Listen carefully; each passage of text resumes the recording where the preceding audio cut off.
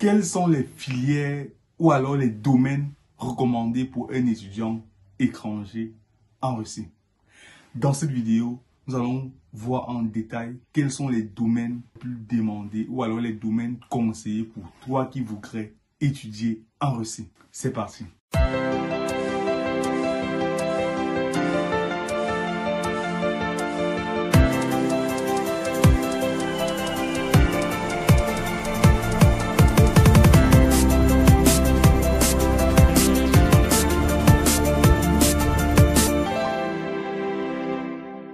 Bonjour, je m'appelle Blériot Tantu, étudiant en Big Data. Si vous êtes nouveau sur ce canal et si nous parlons des études en Russie et du marketing digital, si l'une des thématiques t'intéresse, abonne-toi pour ne manquer aucun contenu de qualité comme celui-ci. Alors, petit rappel, pour toi qui es intéressé par les études en Russie, c'est le moment. Contacte-nous rapidement pour bénéficier d'une procédure en moins de 80 jours. J'ai bien dit, en moins de 80 jours pour venir étudier en Russie. C'est facile, c'est garanti. Contacte-nous le plus tôt possible. Alors, généralement, lorsque un étudiant veut étudier en Russie, il se pose la question, mais quelle est la filière alors que je vais faire? Quelles sont les filières que vous me recommandez? Il a besoin de conseils. Ici, nous allons vous expliquer en détail quelles sont les filières et les raisons pour lesquelles on vous conseille ces filières-là en Russie. Vous savez, il y a généralement que, de prime abord, pour venir en Russie, on n'a pas forcément besoin des cours de langue. C'est une fois sur le territoire que tu apprends la langue. Et puis, tu as pratiquement 9 mois pour apprendre la langue. Donc, du coup, en 9 mois, on va te donner un condensé, c'est-à-dire la grammaire, le vocabulaire, voilà. Et voilà, toutes les bases en tout cas, afin que tu puisses quand même savoir t'exprimer. Et c'est tout.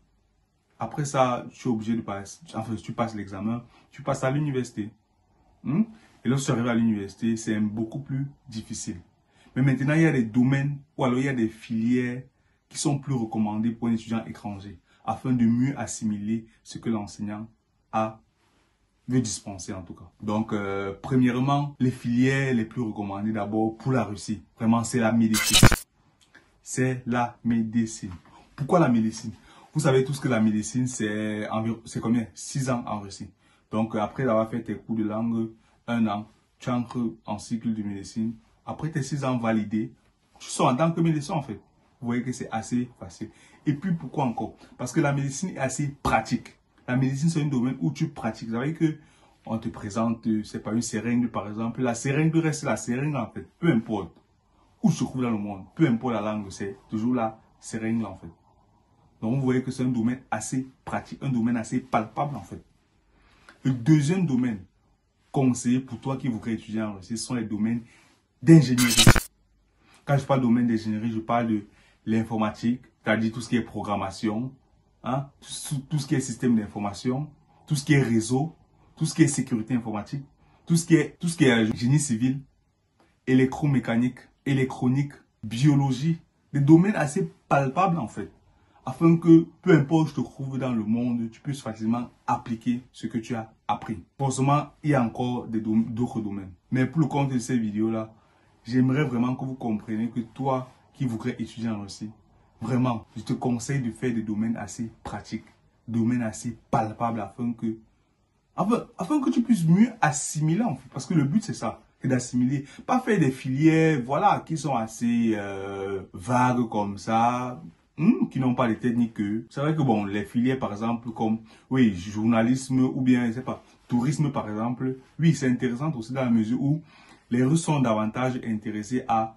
savoir ce qui se passe en Afrique. Donc du coup, toi qui as fait par exemple la filière, c'est pas tourisme, management et tourisme, tu es sûr que, voilà, si tu rentres peut-être dans ton pays d'origine et que tu ouvres une compagnie de tourisme, les Russes qui vont venir en Afrique ou alors dans ton pays pour pouvoir visiter, tu vas être à même de pouvoir leur conduire facilement avec le langage en fait qu'il faut. Je sais pas si tu vois. Donc du coup, ouais, tourisme un peu, ça passe. Mais les autres filières les plus recommandées, c'est généralement ingénierie, médecine. Quand je parle d'ingénierie, vous avez compris de façon générale tout ce qui est ingénierie. Voilà les filières qui sont recommandées. Voilà les filières qui sont pratiques. Voilà les filières qui sont vraiment poussées, que nos pays africains ont besoin. Vraiment, le reste des filières là. Économie, bon, ça passe encore un peu. Ça passe encore un peu. Mais après, faites des filières assez pratiques que peu importe où tu trouves dans le monde, tu peux facilement appliquer que parce que la programmation reste la même. La programmation est par exemple universelle.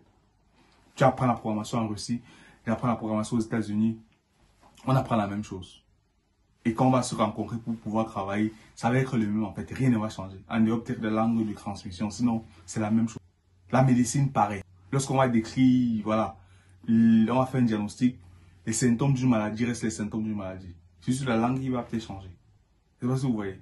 Donc, pour toi qui veux étudier en Russie, dis-toi que quel est le domaine qui peut être assez pratique pour moi, qui peut être assez utile même pour mon pays en fait. Oui, certains vont parler des autres filières qui sont aussi assez intéressantes pour le pays.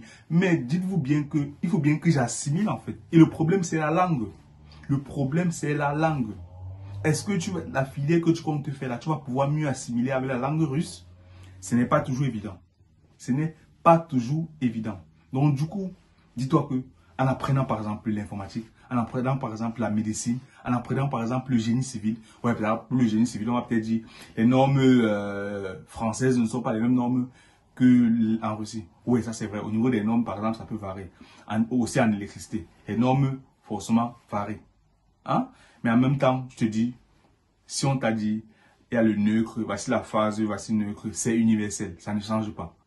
Les bases restent les mêmes, c'est juste que, voilà, d'un pays à un autre, il y a des normes qui peuvent changer. Mais sinon, toi qui connais par exemple ton électricité, toi qui sais placer, c'est pas par exemple une ampoule, simplement, hein, peu importe où on te met dans le monde, tu vas toujours placer ton ampoule. Pourquoi? Parce que c'est universel. Toi qui sais faire des sites web, hein, et que tu as appris en Russie, peu importe où on te met dans le monde, tu vas pouvoir te faire tes sites web. Peu importe en langue, tu vas te faire tes sites web. Pourquoi? C'est un domaine pratique. Faites l'effort de choisir des filières pratiques qui vont davantage vous aider. Si vous avez encore des questions, aéronautique encore, je viens de me rappeler, aéronautique, vraiment l'aéronautique, c'est la même chose. Pratique, c'est assez pratique en fait.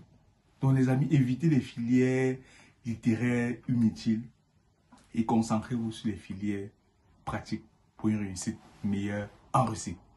C'est tout ce que je voulais partager dans cette vidéo. Si tu as aimé, laisse un like, partage. Et pour toi qui veux étudier en Russie, nous sommes là pour vous. C'est le moment. Contacte-nous rapidement pour bénéficier d'une procédure de qualité à moindre coût. C'était Blériot pour le compte de Christa Web. Davai.